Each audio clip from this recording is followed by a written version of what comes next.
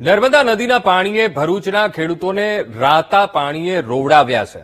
લોકોના ખેતરોમાં નદીના પાણી ઘૂસી જતા ખેડૂતોને લાખોની આર્થિક નુકસાની થઈ છે। જોકે સરકાર દ્વારા સર્વે કરી ખેડૂતોને સહાય ચૂકવવામાં આવી રહી છે, પરંતુ ખેડૂતોને ચૂકવાતી સહાય પૂરતી ન હોવાનો ખેડૂતોએ દાવો કર્યો છે। ખેડૂતોને પૂરેપૂરી નુકસાનીનું વળતર આપવા માંગ કરાઈ રહી છે।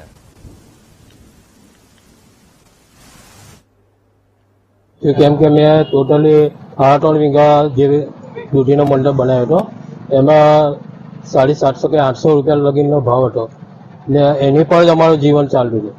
હવે એ ક્રોપ લગભગ તો સંપૂર્ણ નાશ થઈ ગયો છે। તમારે 3.5 વીઘામાં કેટલા લાખનું નુકસાન છે?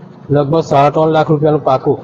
સરકારે હાલ જે અમને નર્મદામાં પૂર આવવાથી જે નુકસાન થયું છે, એ નુકસાનીનું જે વળતર એ લોકોએ સહાય જાહેર કરી છે, હેક્ટર દીઠ લગભગ 22 થી 25 હજાર જે જાહેર કરી છે તે યોગ્ય નથી, કારણ કે અમારા અહીંયા લાખોમાં નુકસાન છે અને સરકારે જે આ નુકસાનીનું વળતર ચૂકવવાનું જે 22-25 હજાર નક્કી કર્યું છે હેક્ટર દીઠ, એ એમાં સહાયમાં વધારો કરે, કારણ કે આ સહાય અમને યોગ્ય નથી।